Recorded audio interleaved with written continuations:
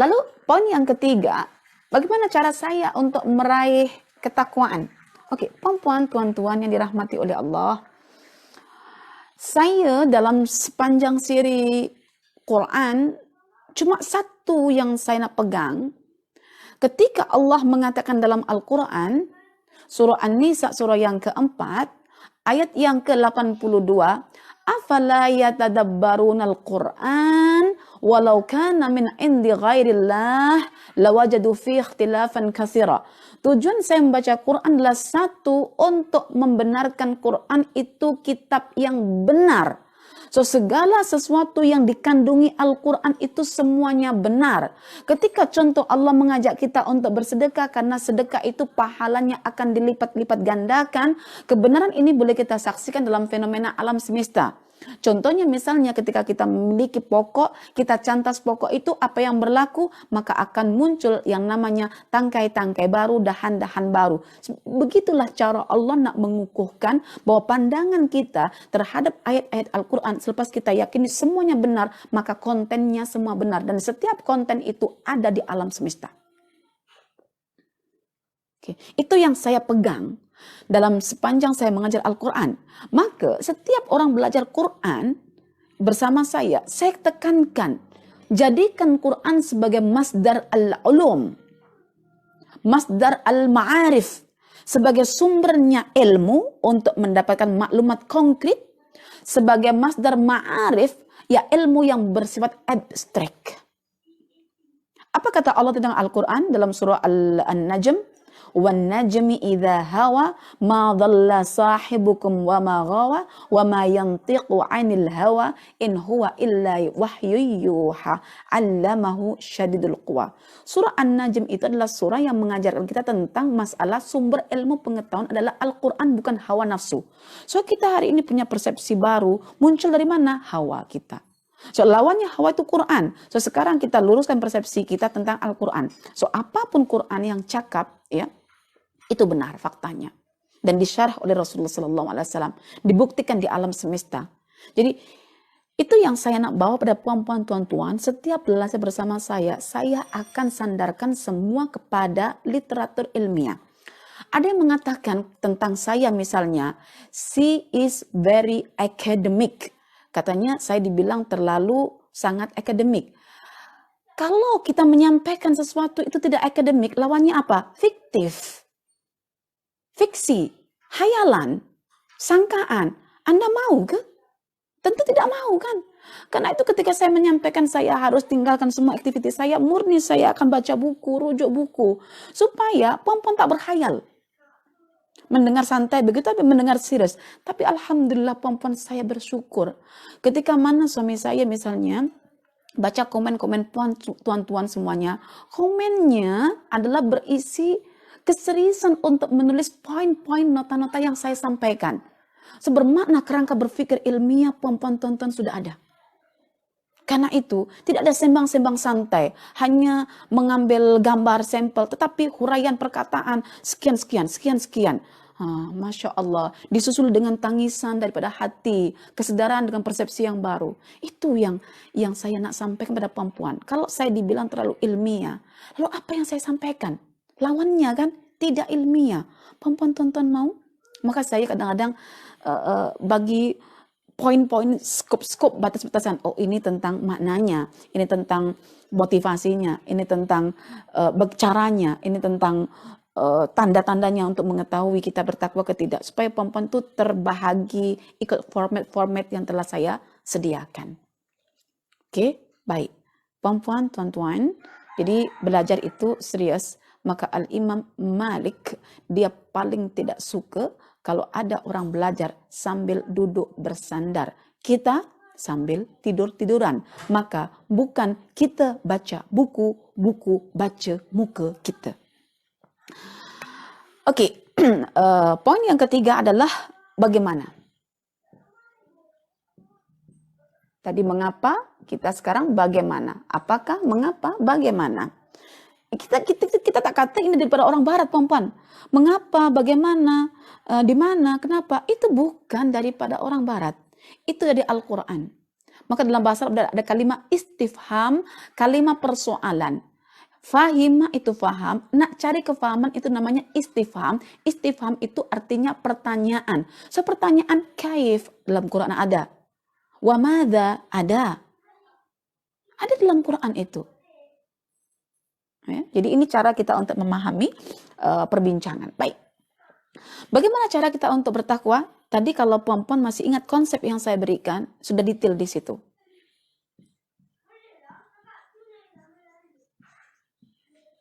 Tidak ada cara lain. Dia tidak menerusi ilham. Kecuali kalau kita katakan zamannya Ibrahim alaihissalam, community kafir semuanya. Dari mana Ibrahim dapat? Daripada wahyu Allah. Tetapi itu pun karena Ibrahim mengaktifkan fitrahnya. Zaman Rasulullah semua kafir, misalnya musyrik. Dari mana? Daripada wahyu. Kenapa? Karena Rasulullah mengaktifkan fitrahnya. Fitrah itu petunjuk dalam kalbu kita. Karena itu di sini akan dikemukakan pelbagai jenis petunjuk ya. Ketika menguraikan dzalikal kitabul la raiba fihi hudal lil muttaqin. Takwa akan disebutkan di sini. Jadi fitrah itu bahagian daripada petunjuk dalam kalbu kita yang membimbing kita untuk lurus walaupun belum beragama lagi. Dan ketika sudah lurus, potensi dia untuk menerima wahyu itu ada. Macam kita kalau sudah baik, ya, walaupun masih kafir misalnya, potensi untuk menerima kebenaran itu sangat luar biasa berkemungkinan. Jadi bagi saya tidak ada cara lain melainkan dengan cara ilmu yang bersifat konkret. Konkret itu mesti dulu mengawali, baru yang bersifat abstrak. Ya, karena itu yang konkret yang boleh kita tangkap simbol-simbolnya membaca Quran ini fa'ala artinya melakukan, tapi nanti bila disusun ada ilmu yang sifatnya abstrak yaitu melalui tadabbur. Dan kemudian melalui tafakkur. Plus ya, ta'ammul. Ini berpikir kalau mengerahkan pemikiran sampai berulang-ulang kali itu ta'ammul sudah, maka perlukan fenomena. Ya. Disinilah kita akan mengenal Allah, perbuatannya. Perbuatan Allah tak boleh kita kenal dekat Al-Quran.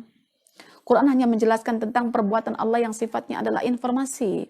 Misalnya yulijul laila fin nahari wa yulijun nahara fil lail wa yukhrijul hayya minal mayyiti wa yukhrijul mayyita minal hayy dalam surah Ali Imran ayat 27 itu informasi, fakta kat mana? Dekat alam.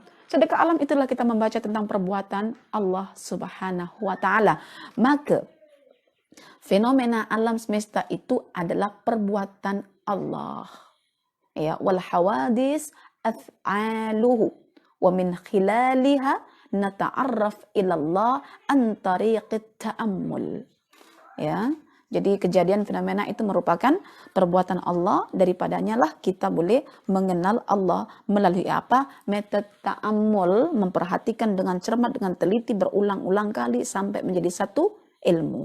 Ilmu ma'rifatullah yang menatijakan ketakutan, penuh dengan penghormatan, penuh dengan pengagungan, penuh dengan pembesaran akan kuasa Allah Subhanahu wa ta'ala. Dan inilah spirit yang kita akan bawa ketika kita sholat, dalam beraktiviti sosial, dan lain sebagainya. Sehingga tak muncul namanya takabur, ujub, bangga, dan lain sebagainya yang menyakiti orang di samping kita. Oh, mentang-mentang ustazah tak ambil kira orang di sampingnya. Itu namanya orang yang tidak memahami hakikat tentang ilmu.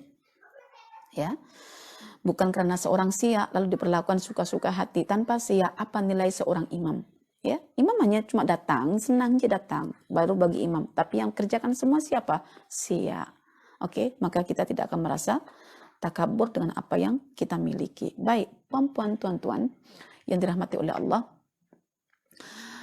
Bagaimana cara kita mengaplikasikan? Ini poin yang keempat. Bagaimana cara kita ketika sudah takwa, sudah rasa ada ilmu, ada ketakutan, teringin sangat kan nak mentaati Allah. Bagaimana caranya? Anda kalau sudah mencari ilmu tentang Allah, sudah muncul rasa takut, automatik Anda akan terus masuk ke Al-Quran dan As-Sunnah untuk cari keterangan apa larangan, apa perintah. Itunya. Jadi, mengapa Imam Ibnul Qayyim Al-Jauziyah mengatakan bahwa kemuncak ilmu, asyraful ulum adalah ma'rifatullah. Akar semua ilmu, kalau kita belajar tentang Allah, kita menyelami akarnya ilmu. Sebab kalau kita sudah berilmu tentang Allah, kita akan mentaati Allah. Dan bagaimana cara kita mentaati Allah? Mesti kembali kepada Al-Quran dan Sunnah. Jadi kalau kita nak mengajak orang, oke, back to Quran and Sunnah. Caranya bagaimana? Ajarkan mereka tentang ma'rifatullah. Dan supaya yakin mereka bermakrifatullah itu combine dengan fakta-fakta alam semesta. Sehingga nampak Allah itu perbuatannya disaksikan oleh kedua bola matanya. Oke, baik Ustazah, kami sudah makrifatullah, kami sudah mengilmui tentang Allah, walaupun tidak cukup semuanya, tapi setidaknya sudah ada perasaan takut dan tergerak untuk melaksanakan ketaatan menuju surga Allah. Bagaimana caranya Ustazah? Baik. Pompon kembali pada Al-Quran. Pertama ya, dan tentang Quran itu kita akan rujuk tafsirnya, dan tentang tafsirnya itu dia akan menggunakan hadis-hadis Nabi Shallallahu Alaihi Wasallam untuk memperincikannya. Oke, itu satu ya, tuan-tuan. Yang kedua, caranya ketika buka Al-Quran, coba pertama sekali baca ayat ya ayyuhalladzina amanu, di situ akan ada unsur ketakwaan yang akan diperintahkan oleh Allah. Sama ada berbentuk larangan ataupun berbentuk perintah. Itu secara umum ya, puan-puan kalau nak buat tahapan, cari ayat-ayat ya ayyuhalladzina amanu ya. Ada satu buku tentang ayat ya ayyuhalladzina amanu dalam 3 versi ya. Sampai semuanya. Masya Allah. Tak apa puan-puan, kita akan order balik buku itu, sebab itu untuk sebagai follow up kita punya siri ini. Atau yang kedua, cari dalam Al-Quran itu ayat-ayat yang mengandungi kata perintah wattaqullah. Oke. Wattaqullah itu akan disebutkan 2 kali dalam Quran. Pertama di awal ayat ataupun di akhir ayat. Oke, saya contohkan puan-puan, tuan-tuan. Kalau puan-puan baca Al-Quran, baca Quran untuk khatam misalnya, plus untuk faham sekali, maksudnya baca tertib daripada Al-Baqarah, Al-Fatihah begitu ya. Ketika puan-puan, tuan-tuan jumpa perkataan ittaqullah, maka puan-puan follow ayat selepasnya atau follow potongan ayat selepasnya. Saya contohkan di sini. Dalam surah Ali Imran ayat 102. Contoh ya. Ali Imran ayat 102 contohnya. Ya ayyuhalladzina amanu taqullaha haqqa tuqati wa la tamutunna illa wa antum muslimun. Jadi apa makna takwa di sini? Takwa ini praktis sifatnya, yaitu kita diminta supaya jangan sekali-kali mati dalam keadaan muslim. Bagaimana caranya? Ayat 103 menyebutkan, wa'tasimu, subhanallah. Kita diminta untuk kembali kepada Al-Quran, mengamalkan petunjuk Al-Quran, itu namanya takwa dalam keislaman. Subhanallah. Kadang-kadang, ittaqullaha itu diletakkan di bagian akhir ayat. Oke, di bagian akhir ayat. Jadi saya bagi clue-nya, puan-puan, tuan-tuan. Nanti baca Quran, journey-nya, trip-nya adalah tentang takwa, maka bagi mark khusus takwa kalau hijau, karena terkait dengan surga misalnya. Akan ada begini, ini ayat, baru terakhirnya, wattaqullaha. Nah, bermakna untuk merealisasikan takwa ini, puan-puan, tuan-tuan kena cek balik potongan ayat sebelumnya atau ayat yang sebelumnya. Saya contohkan misalnya di sini adalah surah Al-Hujurat, surah yang ke-49, ayat yang ke-12. Allah berfirman, Ya ayyuhalladzina amanu taqullaha. Ya ayyuhalladzina amanu jtanibu. Ya ayyuhalladzina amanu jtanibu katsiran minadh-dhanni inna ba'dadh-dhanni itsmun wa la tajassasu wa la yaghtab ba'dukum ba'dan ayuhibbu ahadukum ay ya'kula lahma akhihi maitan fakarihtumu wattaqullah. Jadi kalau ada di hujung ayat itu diminta untuk bertakwa, tengok cek ayat sebelumnya atau potongan sebelumnya. Ternyata kita dilarang untuk larangan untuk gosip. Nah, gosip itu apa? Digosok-gosok semakin sip. Itu cara kita nak merealisasikan, mengaplikasikan konteks takwa dalam Al-Quran. Atau cara yang ketiga, ya, kaidah ya, metodenya. Perempuan tengok akhir ayat. Jika ayat itu panjang membincangkan, terakhir itu macam sebuah conclusion. Conclusionnya adalah wa ulaika humul muttaqun. Ada sebutan muttaqun. Dan mereka itulah golongan orang yang bertakwa. Kita akan cek ayat-ayat sebelumnya ini ataupun potongan ayat sebelumnya. Seperti yang Allah sebutkan dalam surah Al-Baqarah, surah yang kedua ayat 177. Subhanallah. Panjang ayatnya di sini. Tapi Allah bagi conclusion wa ulaika humul muttaqun. Laisal birra an tuwallu wujuhakum qibalal masyriqi wal maghrib walakinnal birra man amana billahi wal yaumil akhir wal malaikati wal kitabi wan nabiyyin wa atal mala ala hubbihi dzil qurba wal yatama wal masakin wa ibnas sabil ya wasailina fir riqabi wa aqamas salata wa ataz zakata wal mufuna bi ahdihim idza ahadu was sabirina fil ba'sa'i wad dharra'i ya was sabirina fil ba'sa'i wad dharra'i ulaika alladziina shadaku wa ulaika humul muhtadun. Banyak itu kan. Kalau kita nak apply takwa dalam kehidupan kita, so ayat tersebut kita fahami dan kemudian kita aplikasikan, itu adalah bagian daripada cara untuk merealisasikan ketakwaan dalam kehidupan kita sehari-hari. Baik, perempuan sampai di sini pertanyaan terakhir adalah apa betul kita bertakwa? Banyak orang menyangka takwa dengan mengamalkan amalan-amalan perintah yang datangnya bukan dari Al-Quran. Mengamalkan perintah-perintah yang bukan daripada As-Sunnah.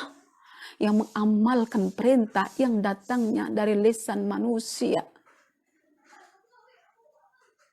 Yang secara kerangka kemanusiaan mungkin nampak cantik dan benar. Nampak cantik, baik, benar menurut persepsinya. Namun ternyata bila ditengok dalam Al-Quran, ya Allah, ya Tuhanku, itu amalan tidak masuk kerangka ketakwaan. Atau mungkin kita sibuk mencari jenis-jenis ketakwaan dalam Quran. Amal-amalnya dikumpul semua, larangan dan perintah dalam Quran dan sunnah. Dirutinkan, dilazimkan oleh dirinya. Namun kalbunya sakit.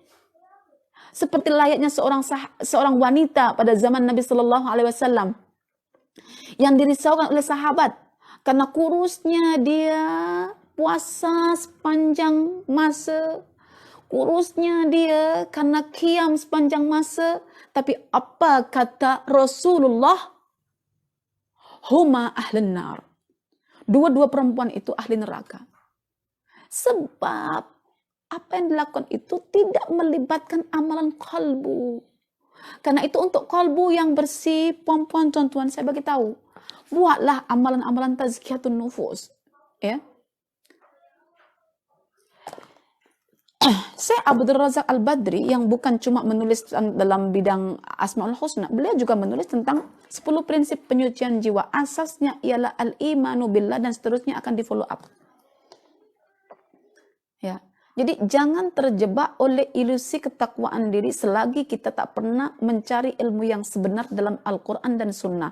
Baiknya amal kita belum tentu diiktiraf oleh Al-Quran, belum tentu diiktiraf oleh As-Sunnah, belum tentu diterima oleh Allah. Kerana segala sesuatu mesti kembali kepada dasar yang benar, amal yang benar, dan sebaik-baik petunjuk untuk melaksanakan ketakwaan adalah Sunnah Nabi Sallallahu Alaihi Wasallam. Mari kita kembali pada Sunnah Nabi, mari kita kembali pada Al-Quran Al-Karim sebagai sandaran Nabi untuk memperjelaskan tentang ketakwaan. Dan Nabi mengatakan, atqan nas adalah Nabi. Orang yang paling bertakwa adalah Nabi. Lalu bagaimana Nabi merealisasikan ketakwaannya? Maka belajarlah takwa dalam perspektif sunnah Nabi Sallallahu Alaihi Wasallam. Demikianlah kita punya perbincangan perempuan dan tuan-tuan. Aku qauli hadza wa astaghfirullah li wa lakum. Wassalamualaikum warahmatullahi wabarakatuh.